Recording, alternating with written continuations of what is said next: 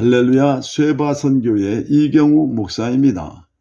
오늘은 말씀이 축복이 되는 원리에 대해서 말씀을 전해드리겠습니다. 하나님은 복의 근원이므로 복은 하나님으로부터 나옵니다. 하나님은 모든 것을 말씀을 통하여 나타내시므로 복은 하나님 말씀을 통하여 받습니다. 축복은 말씀이 성령에 의하여 믿어질 때 그 말씀이 삶 속에서 그대로 이루어지는 것을 말합니다. 그러면 말씀은 우리 안에서 어떻게 역사하여 삶의 현실에 나타날까요? 하나님의 말씀은 믿어질 때 그 믿어진 말씀 속에 하나님의 생명이 들어가 삶 속에서 그 믿어진 말씀대로 나타납니다. 즉 창조의 역사가 나타납니다.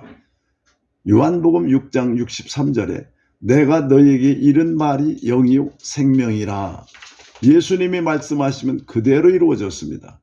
그것은 예수님의 말씀 안에는 생명이 있기 때문입니다. 예수님은 죽으시고 부활하셔서 그리스도의 영인 성령으로 우리 안에 들어오셨습니다. 성경에 기록된 말씀이 성령에 의하여 믿어지면 말씀의 생명이신 성령이 임재하여 믿어진 말씀대로 삶 속에 이루어지는 것입니다. 즉 말씀에 성령이 임하면 창조의 역사가 나타납니다. 창세기 1장 2절에 땅이 혼돈하고 공허하며 흑암이 깊음 위에 있고 하나님의 신은 수면에 운행하시니라. 그리고 이어서 3절 이하에 하나님의 말씀이 선포됩니다. 즉 하나님의 신 성령이 임재하시고 말씀이 선포되자 혼돈과 공허와 흑암 가운데서 빛이 임하고 갖가지 형체들이 나타났습니다. 곧 창조의 역사가 나타난 것입니다. 우리는 주님을 알기 전에는 죄로 인하여 혼돈하고 공허하며 흑암 가운데 있었습니다. 그러나 하나님이 말씀으로 우리에게 찾아오시고 성령께서 임재하셨습니다. 즉 말씀의 씨앗이 떨어지고 성령이 임하자 어떻게 되었습니까?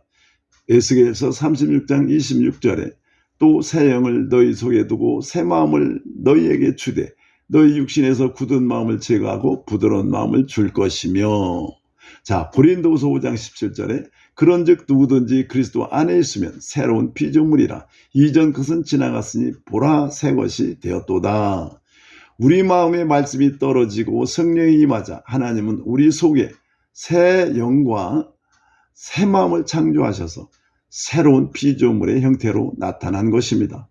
그래서 베드로전서 1장 23절은 너희가 거듭난 것이 썩어질 씨로 된 것이 아니요 썩지 아니한 씨로 된 것이니 하나님이 살아있고 항상 있는 말씀으로 되었느니라고 한 것입니다. 즉 우리는 생명의 말씀으로 거듭난 것입니다.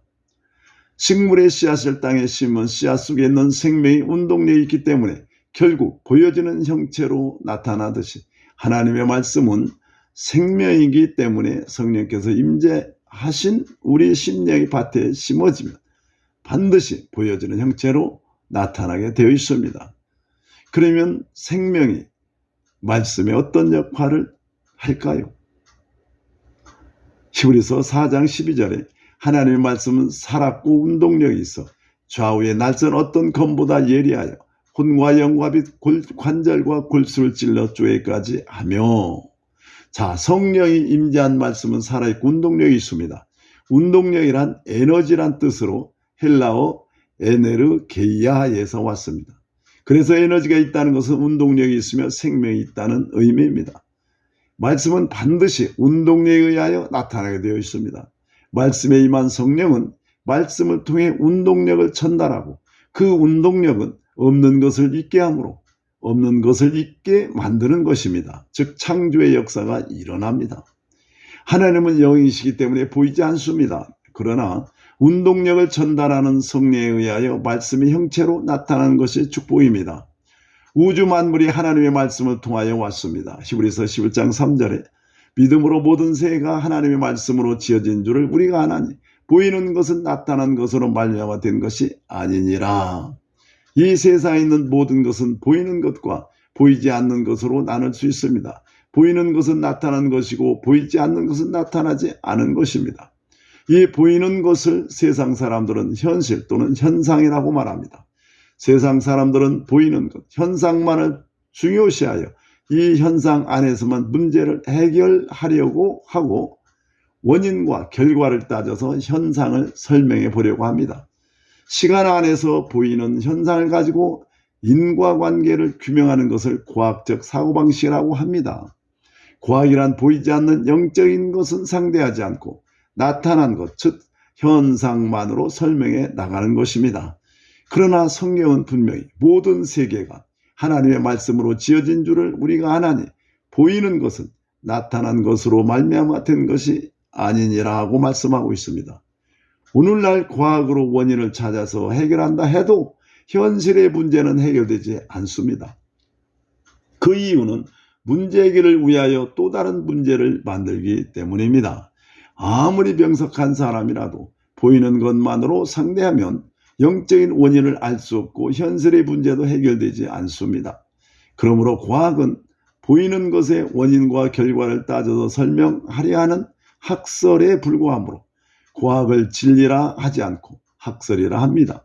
왜냐하면 앞으로도 계속해서 새로운 학설이 나올 것이기 때문입니다. 과학적인 방법으로 현실의 문제를 해결해 보려고 아무리 노력해도 해결되지 않습니다.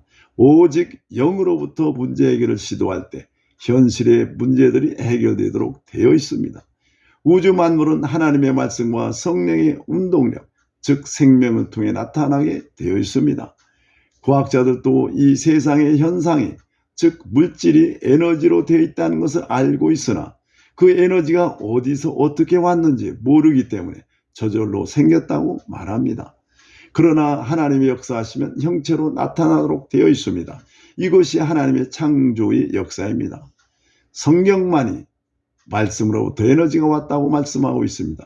그러므로 우리는 현실 문제를 해결할 때 세상 사람들처럼 보이는 것만 가지고 따질 것이 아니라 하나님의 말씀을 통해서 믿음으로 해결해야 하는 것입니다. 하나님의 말씀으로부터 문제를 해결하려고 시도할 때 현실적인 문제들이 해결되도록 되어 있는 것입니다.